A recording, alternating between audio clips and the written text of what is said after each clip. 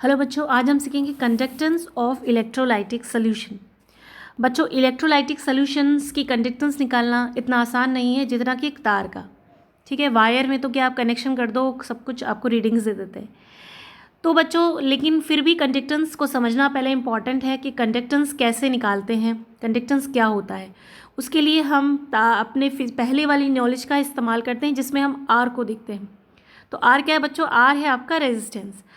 ये क्लास में पढ़ा है कि किसी भी आर किसके प्रोपोर्शनल होता है? उसकी लेंथ, और इन्वर्सली प्रोपोर्शनल होता है उसकी वायर के एरिया ऑफ क्रॉस सेक्शन के।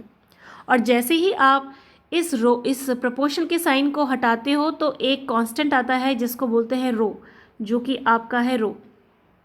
ठीक है बच्चों, अब यहाँ पे मैं आपको बताती हूँ कि जैसे ही आप इस रेजिस्टेंस को इन्वर्स करते हो, जैसा कि यहाँ पे किया हुआ है, तो इसको कहते हैं कंडक्टेंस, और केमिस्ट्री में इसे रिप्रेजेंट करते हैं जी से, क्योंकि हमें केमिस्ट्री में यही देखना है कि आयंस को आसानी कितनी है चलने में, ना कि रेजिस्टेंस हम जनरली नापते, जबकि हम तार में ज़्यादा रेजिस्टेंस करते हैं। इसलिए हम अपने सारे फॉर्म्स को उसी में फॉर्म चेंज कर लेते हैं जिसमें हमें स्टडी करनी है एक्चुअली। अब यहाँ पर जब हमने आर को इन्वर्स कर लिया तो हम ये सारी वैल्यूज़ साथ में इन्वर्स कर लेते हैं। तो इन्वर्स करने से क्या होगा कि जो L बाय ए था वो A बाय L हो जाएगा, रो था वो 1 बाय रो हो जाएगा, और 1 बाय जो रो होता है बच्चों वो होता है K, कप्पा। इसको हम कहते हैं जैसे रो को कहते थे रेजिस्टिविटी, तो 1 बाय रो को हम कहते हैं कंडक्टिविटी। ठीक है बच्चों, कंडक्टिविटी के को हम कंडक्टिविटी करें, तो हम अपनी केमिस्ट्री में के से ही ज़्यादातर पढ़ाई करेंगे, के ही हम देखेंगे बार बार। तो के मतलब हो गया आपका कंडक्टिविटी। अब हम इसको थोड़ा सा डिफाइन करते हैं कि के इज़ कंडक्टिविटी। यहाँ पे आपको दिख रहा होगा बच्चों, ये वाली इक्वेशन जो आप लोगों की दिख रही है, आपको दिख रहा होगा इसके अंदर कि यहाँ पर जो है आप लोगों के कि बच्चों देखिए कि यहाँ पर आप लोगों के जी जो है वो के बराबर हो जाएगा अगर आप area of cross section unit कर दो और लेंथ भी यूनिट कर दो, तो जी और कप्पा दोनों एक दूसरे के बराबर हो जाएंगे। जब जी और के दोनों बराबर हो गए तो कब हो गए? जब दोनों क्या है, ये यूनिट हो गए। ए और एल दोनों क्या हो गए बच्चों? यूनिट हो गए। और इस कंडीशन में मैं इसको क्या कहूँगी? इस कंडीशन में मैं अपने कंडक्टेंस को एक स्पेसिफिक कंडक्टेंस नाम दूंगी, क्योंकि स्पेसिफिक कंडीशन मैंने लगाई है यूनिट वाली कि हाँ सब कुछ यूनिट हो जाए। ठीक है बच्चों, तो हम इसे के को मैं स्पेसिफिक कंडक्टेंस भी बोल सकती हूँ और सिंपली मैं इसे कंडक्टिविटी भी बोल सकती हूँ। तो जनरली बुक्स में कंडक्टिविटी वर्ड यूज़ किया गया है, आपको वही याद करना है, लेकिन आपको पता होना चाहिए इसी को हम स्पेसिफिक कंडक्टेंस बोलते हैं, क्योंकि स्पेसिफिक हो जाता है कि आपको यूनिट लेंथ यूनिट एरिया देखना है। और बहुत सीधे शब्दों में मैं बात करूं तो आपको एक्चुअली में 1 सेंटीमीटर क्यूब, या मैं बात करूं एक यूनिट वॉल्यूम जो है किसी भी इलेक्ट्रोलाइट का, उसकी कंडक्टिविटी क्या है, वही आपकी के है।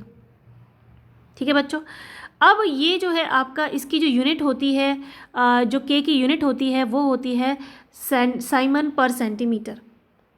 ठीक है, आप इसे निकाल के देखना, साइमन पर मीटर भी इसकी यूनिट हो जाएगी, कंडक्टिविटी की यूनिट हो जाएगी। और हम इसको चेंज कर सकते हैं इस तरीके से, साइमन पर सेंटीमीटर को पर मीटर में चेंज कर सकते हैं।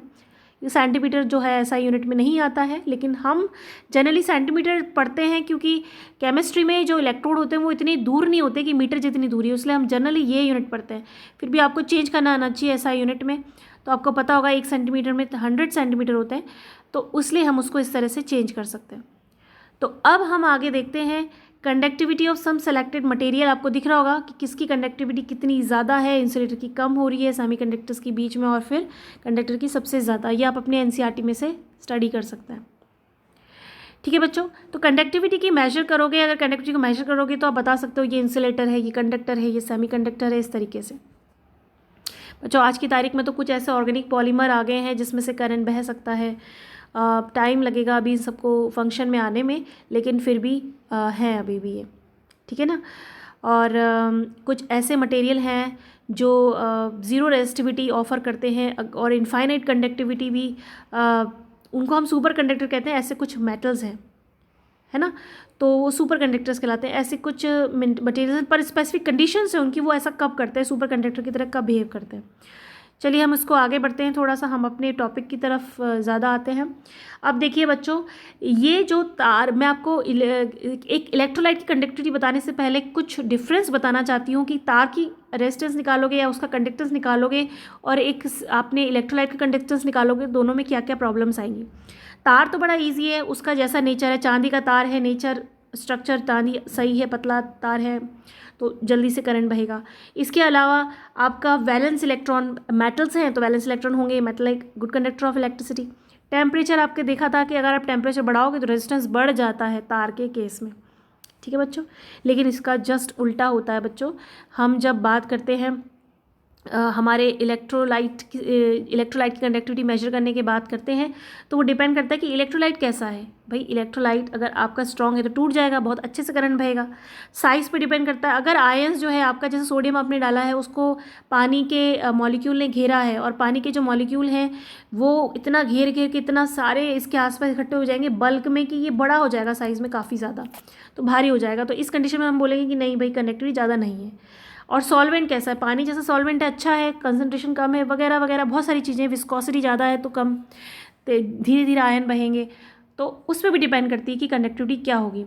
इलेक्ट्रोलाइट की कंसंट्रेशन पे भी डिपेंड करती है कंडक्टिविटी की, भाई कंसंट्रेशन ज़्यादा है तो कितनी होनी चाहिए, इस तरीके से। टेम्परेचर, अब आपको पता होगा, केमिस्ट्री में देखा होगा आपने, टेम्परेचर बढ़ाने से रिएक्शंस फास्ट होती है क्योंकि आयंस फटाफट टूट जाते हैं तो कंडक्टिविटी बढ़ जाती है। यहाँ पर ये अलग है, यहाँ पे ये उससे अलग है। जहाँ हमने कहा था तार की रेजिस्टेंस तो भाई बढ़ता है अगर आप क्या करोगे, अगर आप टेम्परेचर को बढ़ाओगे, और इसमें उल्टा है, इसमें घटता है रेजिस्टेंस, कंडक्टेंस बढ़ता है।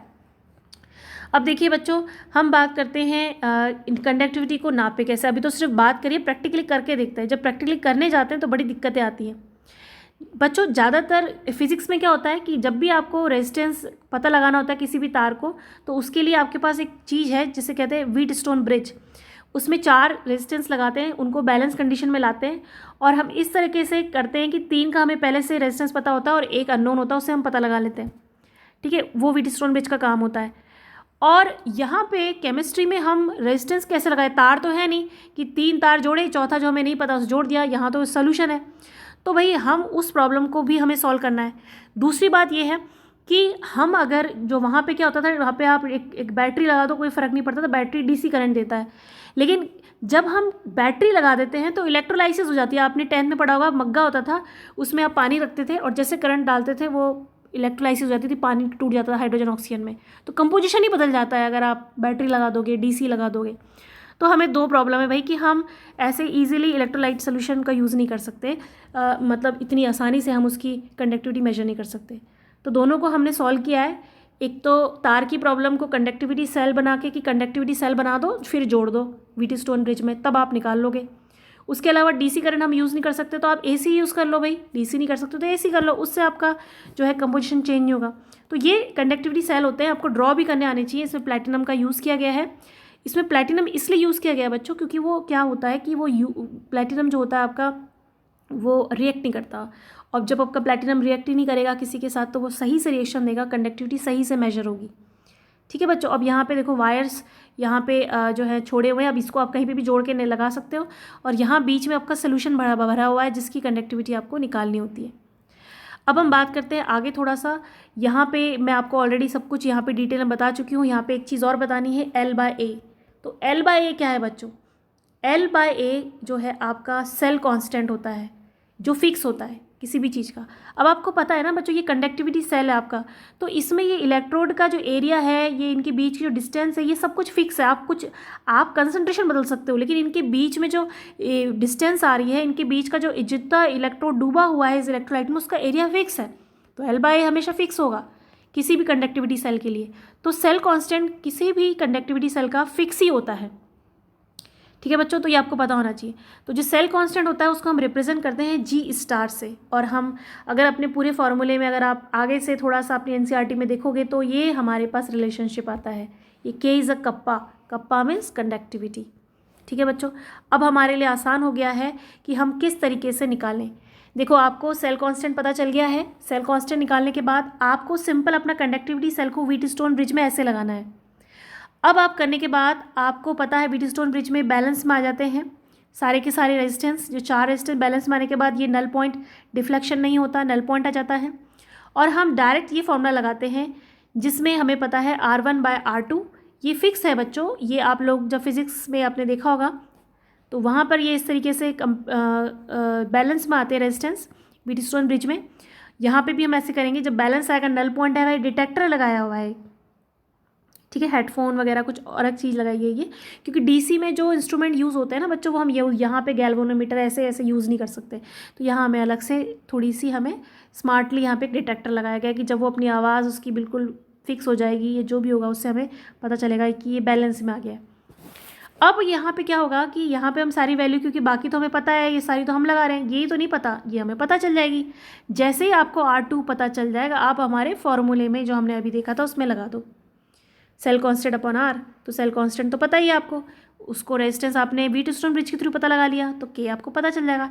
ऐसे ही बच्चों सारी कंडक्टिविटी, सारे इलेक्ट्रोलाइट की कंडक्टिविटी फाइंड आउट करी हुई है।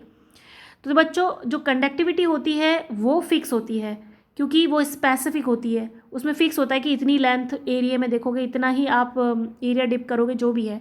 और हम सिंपली भाषा में बात करें तो आपको सिर्फ 1 सेंटीमीटर क्यूब वॉल्यूम में देखना होता है कि आपकी कंडक्टिविटी कितनी है, ठीक है, इसलिए वो स्पेसिफिक होती है। स्पेसिफिक कंडक्टेंस उसे हम कहते हैं, सिंपली कंडक्टिविटी कह देते हैं। उसके अलग मोलर कंडक्टिविटी होती है। मोलर कंडक्टिविटी का मतलब होता है कि 1 मोल जब आप किसी भी इलेक्ट्रोलाइट का लोगे तो उसकी कंडक्टिविटी कितनी होगी, ठीक है बच्चों। अब ये इस बात पर डिपेंड नहीं करता कि वॉल्यूम कितना होगा, आप चाहे 100 सेंटीमीटर क्यूब लो, चाहे 1000 लो, जितनी मर्जी है उतना लो, लेकिन स्पेसिफिक कंडक्टिविटी में ये है, स्पेसिफिक कंडक्टेंस में, या मैं बोलूँ कंडक्टिविटी में ऐसा होता है कि आपको यूनिट वॉल्यूम की ही कंडक्टिविटी देखनी होती है। अब मोलर कंडक्टिविटी निकालने के लिए अगर मैं अपनी कंडक्टिविटी को किससे डिवाइड कर दूँ, C से। C मतलब कंसंट्रेशन। कंसंट्रेशन मोलरिटी की फॉर्म में दी जाती है आपकी बुक्स में, आप पता है आपको, उस फॉर्म में हम इसे निकाल सकते हैं ताकि हमें पर मोल जो है कंडक्टिविटी है उसका अंदाज़ा हो। तो मैंने आपको बताया था कि मोलर कंडक्टिविटी मतलब 1 मोल की, चाहे 1 मोल समुद्र में हो, चाहे 1 मोल ग्लास में हो, चाहे 1 मोल कटोरी में हो, उसकी कंडक्टिविटी कितनी है इलेक्ट्रोलाइट की, तो वो आपकी मोलर कंडक्टिविटी होती है। बच्चों मोलर कंडक्टिविटी के बारे में हम और भी ज़्यादा डिटेल में अब अपने नेक्स्ट वीडियो में देखेंगे।